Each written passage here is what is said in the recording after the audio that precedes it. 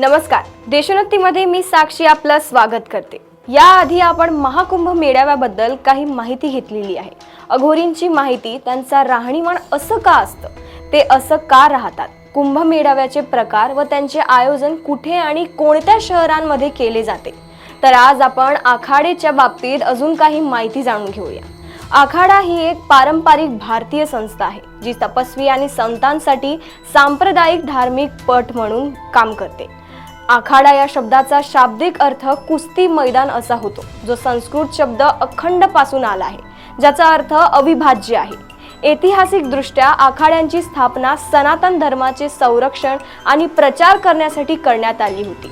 विशेषतः हिंदू धर्माला बाह्य धोक्याच्या काळात हे गट आध्यात्मिक आणि मार्शल दोन्ही परंपरांमध्ये खोलवर रुजलेले आहेत, जिथे सदस्य शास्त्रांच्या अभ्यासासोबत शारीरिक प्रशिक्षणात गुंतलेले आहेत। आखाड्यांवर आदि शंकराचार्यांच्या शिकवणींचा विशेष प्रभाव होता, ज्यांना इतर धर्मांच्या वाढत्या आव्हानांपासून हिंदू श्रद्धांचे रक्षण करण्यासाठी 8व्या शतकात अनेक प्रमुख आखाड्यांची स्थापना करण्याचे श्रेय दिले जाते। शैव, वैष्णव आणि उदासीन यासह आखाड्यांचे विविध प्रकारांमध्ये वर्गीकरण केले जाते। प्रत्येकाच्या विशिष्ट पद्धती आणि तत्वज्ञान आहेत। कुंभमेळ्यासारख्या महत्त्वाच्या घटनांमध्ये ते महत्त्वपूर्ण भूमिका बजावतात।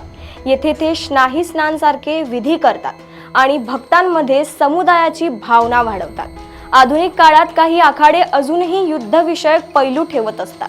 अनेकांनी त्यांचे लक्ष सामाजिक कार्य, शिक्षण आणि सामुदायिक सेवेकडे वळवले आहे, जे समकालीन समाजातील त्यांची विकसित भूमिका दर्शवते।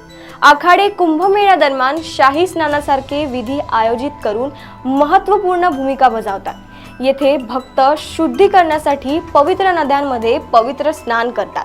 प्रत्येक आखाड्याला या विधींसाठी विशिष्ट वेळ दिला जातो, ज्यामुळे सजवलेले हत्ती, घोडे आणि बँड दाखवलेल्या मिरवणुकांनी भरलेले उत्साही वातावरण निर्माण होते। आखाडे हिंदू धर्मातील आध्यात्मिक ज्ञान आणि अभ्यासाचे संरक्षक म्हणून काम करतात। सनातन धर्माचे संरक्षण आणि प्रचार करण्यासाठी स्थापन केलेल्या या गटांचा इतिहास समृद्ध आहे आणि ते अनेक भिन्न प्रकारांमध्ये वर्गीकृत आहेत। शैव आखाडे, वैष्णव आखाडे, उदासीन आखाडे आणि किन्नर आखाडे। शैव आखाडे हे भगवान शिवाच्या उपासनेसाठी समर्पित आहेत आणि तपस्वी आणि ज्ञान यावर जोर देतात। या गटात उल्लेखनीय आखाड्यांचा समावेश आहे, जसे की जुना आखाडा, त्याच्या मोठ्या अनुयायी आणि दोलायमान मिरवणुकींसाठी प्रसिद्ध। जुना आखाडा हा शैव संप्रदायापैकी एक आहे। निरंजनी आखाडा म्हणजे आध्यात्मिक प्रवचनातील विद्वत्तापूर्ण योगदानासाठी ओळखला जाणारा हा आखाडा भक्ती आणि शिक्षण या दोन्हीवर भर देतो। महानिर्वाणी आखाडा म्हणजेच आदि शंकराचार्यांनी स्थापन केलेला तो ध्यान आणि योग्य पद्धतीवर भर देतो। आवाहन आखाडा म्हणजे भगवान शिवाच्या उपासनेवर लक्ष केंद्रित करून कुंभ दरम्यान विविध विधींमध्ये महत्त्वपूर्ण भूमिका बजावते। आणि अग्नी आखाडा म्हणजे त्याच्या ज्वलंत विधी आणि तपस्वी प्रथांसाठी वचनबद्धतेसाठी ओळखले जाते। आनंद आखाडा हा गट आपल्या शिकवणीद्वारे आनंद आणि आध्यात्मिक आनंद वाढवतो। अटल आखाडा खोल आध्यात्मिक पद्धती आणि सामुदायिक सेवेवर भर देतो। कुंभमेळा 2025 मध्ये एकूण 7 शैव आखाडे सहभागी झाले आहेत। वैष्णव आखाडे भगवान विष्णू आणि त्यांच्या अवतारांची पूजा करतात, भक्ती आणि तात्विक शिकवणींवर भर देतात। प्रमुख वैष्णव आखाड्यांचा समावेश आहे। श्री निर्वाणी आखाडा अयोध्येत स्थित मंदिरातील पूजा आणि भगवान विष्णूला समर्पित विधींवर लक्ष केंद्रित करतो। श्री दिगंबर आखाडा वाराणसीमध्ये स्थित शास्त्राचा अभ्यास आणि वैष्णव तत्वज्ञानाच्या वचनबद्धतेसाठी ओळखले जाते। निर्मोही अनी आखाडा भगवान रामाची भक्ती आणि वैष्णव परंपरेतील सामुदायिक सेवेवर जोर देण्यासाठी ओळखले जाते।